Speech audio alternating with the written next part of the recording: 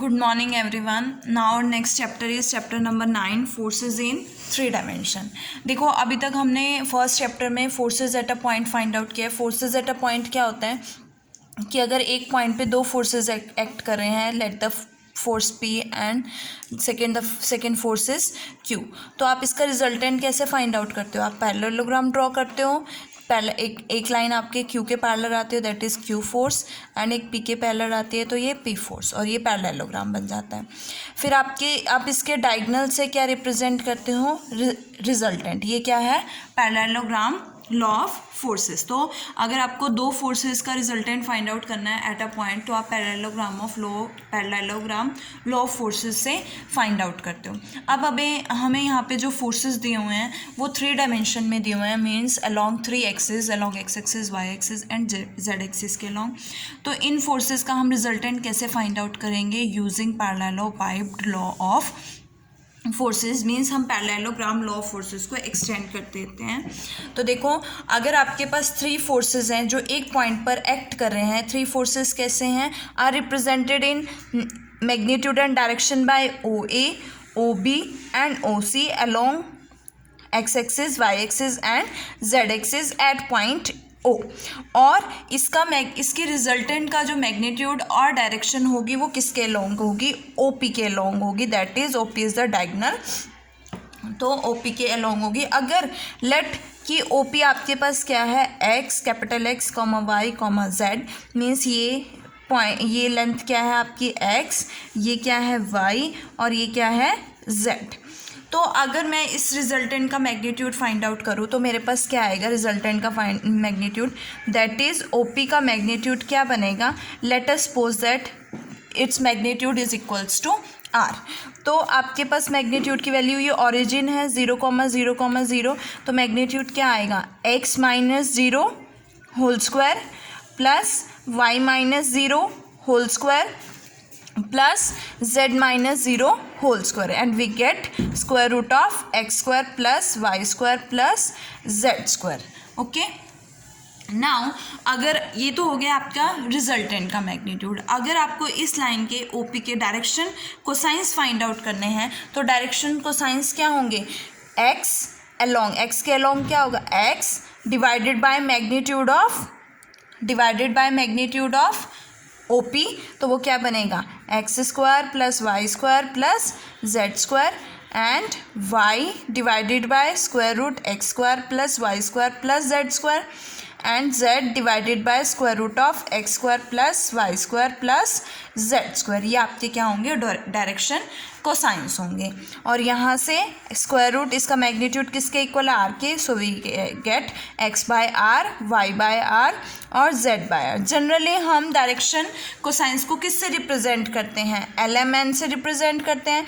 तो आपके पास यहाँ से एल की वैल्यू क्या आएगी? एक्स बाय आर, एम की वैल्यू क्या आएगी? वाई बाय आर, और z की वैल्यू क्या आएगी?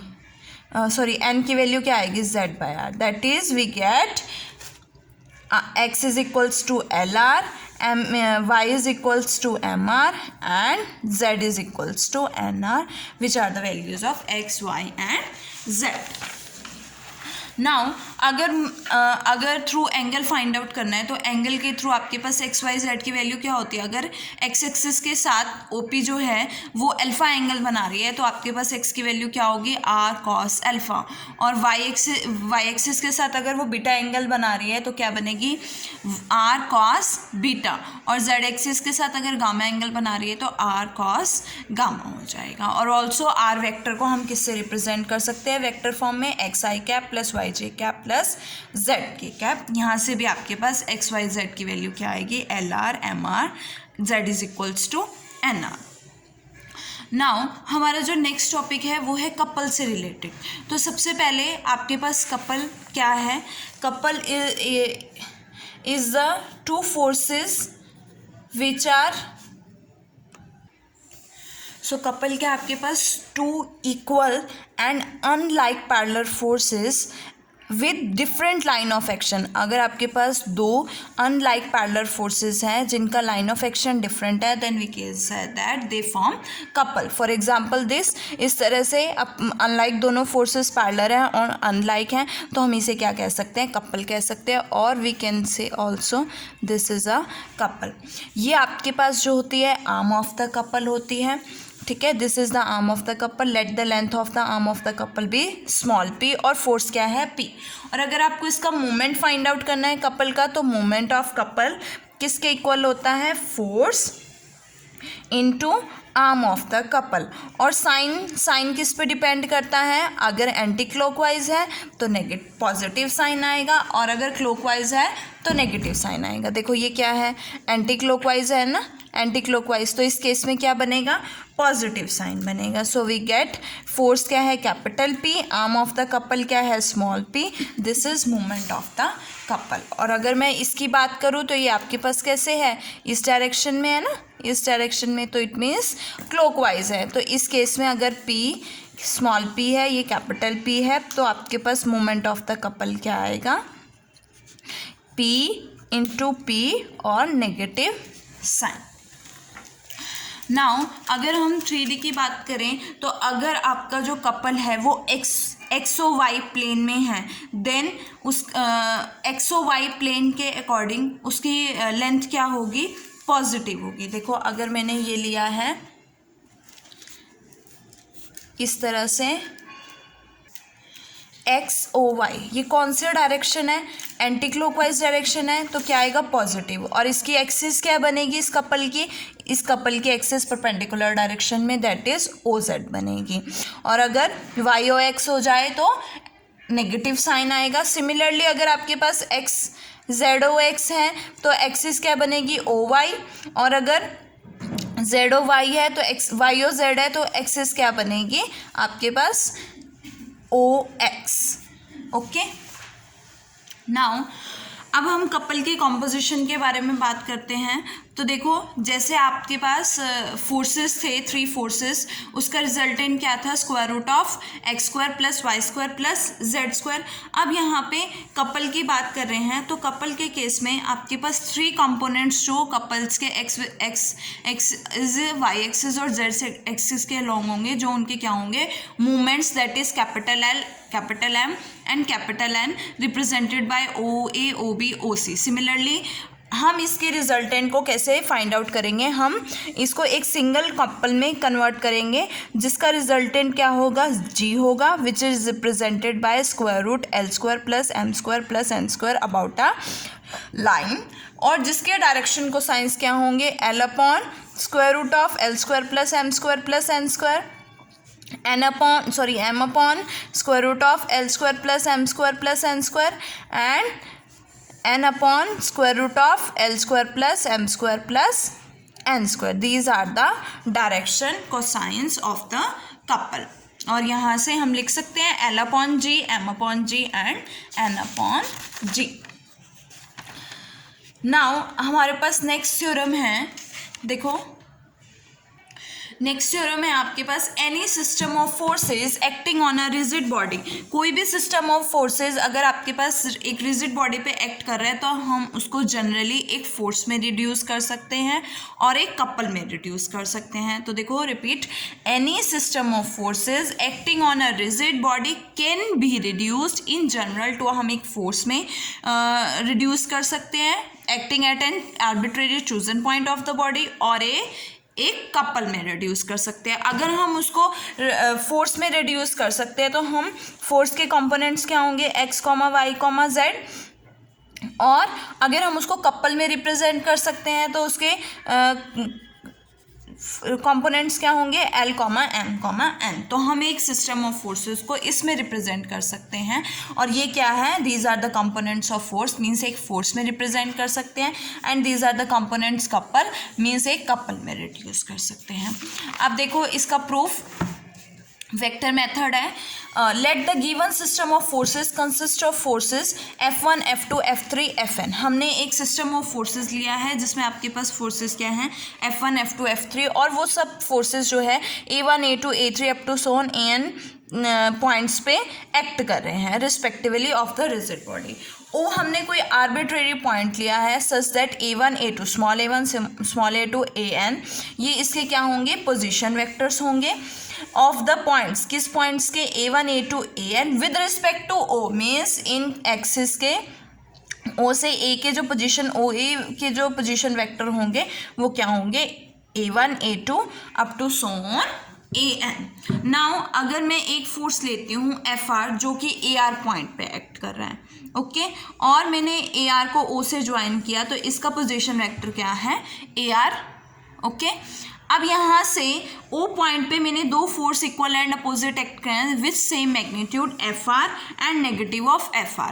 तो अगर सेम इक्वल और अपोजिट फोर्स हम एक्ट करवाते हैं तो उसका रिजल्टेंट पे कोई इफेक्ट नहीं होता। इट मीन्स यहाँ पे रिजल्टेंट पे कोई इफेक्ट नहीं होगा। Now forces FR at AR और forces minus FR at O, ये क्या बनाएगा, एक कपल बनाएगा जिसका मोमेंट क्या होगा, force into length of the axis of the couple, that is क्या बनेगा, AR क्रॉस FR वेक्टर बनेगा, ठीक है। और इस फोर्स को हम क्या कर देते हैं, the force FR acting at point is left out. Now it follows that एक सिंगल फोर्स जो है FR एट AR किसके इक्वलेंट हो गया, एक कपल के इक्वलेंट हो गया और एक फोर्स FR के इक्वल हो गया, है ना। तो सिमिलरली आपके पास F1 F2 अप टू सोन जो forces A1 A2 up to सोन पे एक्ट कर रहे हैं वो किस में डिवाइड हो जाएंगे, forces F1 F2 F3 up to Son F1 में डिवाइड हो जाएंगे और couple of movements A1 cross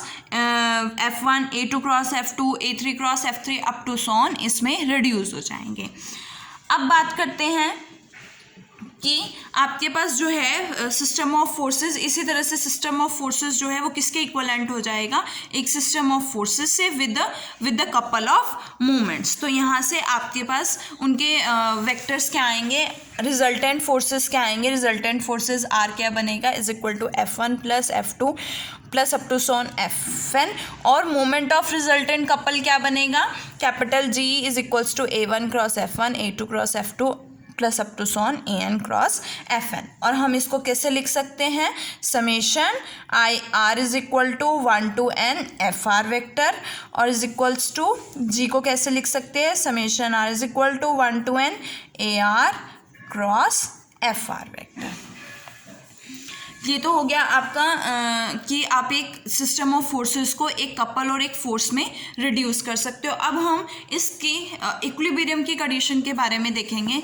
तो देखो आपके पास जो रिजल्टेंट फोर्स आर आया है वो किसके इक्वल है, summation R is equal to 1 to n FR, और जो जी आया है summation R is equal to 1 to n AR cross FR। अब हमें इक्विलिब्रियम के बारे में बात करनी है। तो ये इक्विलिब्रियम में कब होगा, जब resultant force has no tendency to give, ताकि रिजल्टेंट फोर्स के पास टेंडेंसी ना हो कि वो डिस्प्लेसमेंट, ट्रांसलेशनल डिस्प्लेसमेंट करे। It means R must be is equals to 0। Similarly movement of couple must must be equals to 0 होना चाहिए। अगर r इज इक्वल्स टू 0 है, it means summation r is equal to 1 to n FR is equal to 0 है। FR को open करोगे तो उसके components क्या होंगे, XR I cap plus YR J cap plus ZR K cap, ये लिखते हो ना।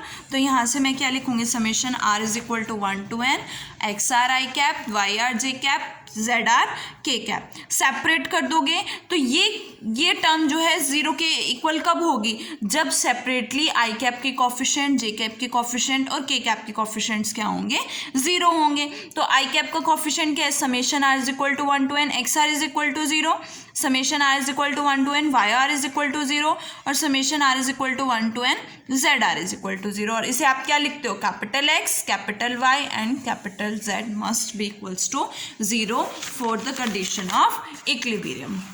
नाउ अब हम G की बात करते हैं। तो G वेक्टर आपके पास क्या है, AR क्रॉस FR और इसका summation R is equal to 1 to n। अब मैं पहले क्रॉस प्रोडक्ट फाइंड आउट करूंगी। AR मैंने ले लिया XR YR, इसके कंपोनेंट्स XR YR ZR है, और FR के capital XR capital YR ZR। Open करोगे इस डिटर्मिनेंट को तो आपके पास ये बनेगा। अब ये वैल्यू किसके इक्वल है, जी वेक्टर के इक्वल है। जी वेक्टर जीरो कब होगा for the condition of equilibrium, जब इसके आई कैप के कोफिशिएंट जीरो होगा, जे कैप का कोफिशिएंट जीरो होगा, के कैप का कोफिशिएंट जीरो होगा, means summation this is equals to zero and summation this is equals to zero and summation this is equals to zero. और ये किसके equal है, capital M L, capital M और capital N, that is resultant of moment couple. तो यहाँ से L must be equals to zero and M must be equals to zero and N must be equals to zero and similarly X is equal to zero, Y is equal to zero and Z is equals to zero for the condition of equilibrium.